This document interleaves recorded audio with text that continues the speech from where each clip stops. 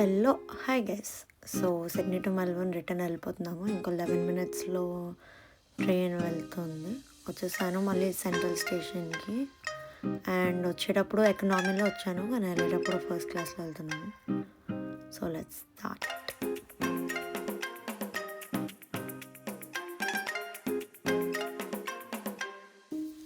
వెళ్ళేటప్పుడు first class కాబట్టి ఎక్కేద్దాము, వెళ్దాం. ఇదే ఫస్ట్ క్లాస్.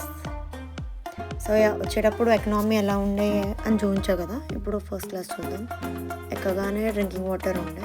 సో ఫస్ట్లోనే నా సీట్ ఉండే, విండో సీట్ దొరకలేదు. బట్ సో అలా క్యాబిన్స్ ఉంటాయి. సో ప్రైవేట్ ఉంటుంది, డోర్ వేసుకోవచ్చు, కర్టన్స్ ఉన్నాయి అండ్ స్లీపింగ్ బర్డ్స్ ఉన్నాయి. ఇన్ కేస్ నైట్ జర్నీ అవుతాయి, పడుకోవచ్చు. అండ్ సీనరీ మాత్రం చాలా బాగుంది. నేను చూస్తూ కూర్చున్నాను, అలా స్టేషన్స్ చూస్తూ కూర్చున్నాను, సీనరీస్ చూస్తూ 11 hours అయిపోయింది. వచ్చేసాను నేను మెల్బోర్న్కి.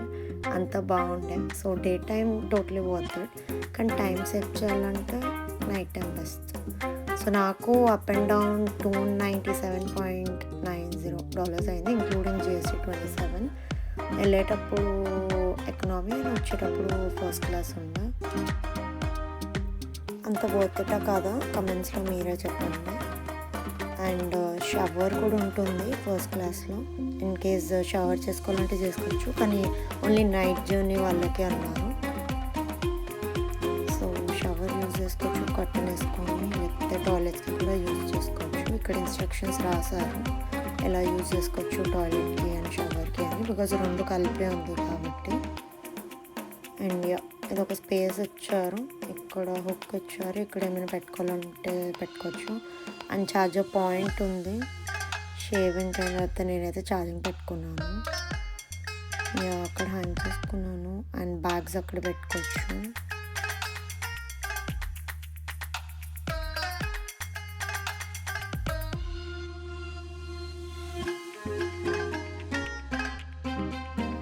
నాకైతే డే టైమే జర్నీ నచ్చింది, నైట్ టైం కంటే.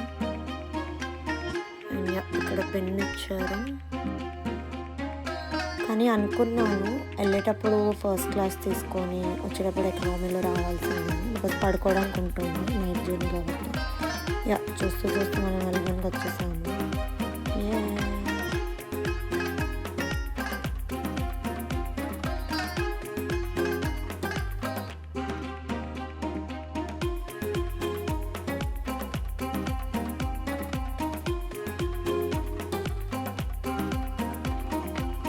ఫైనల్లీ వచ్చేసాను.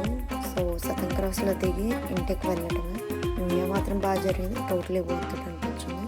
కానీ ట్రైన్ జర్నీ వర్త్ ఇట్ కదా, మీరు చెప్పండి. Thank you, bye.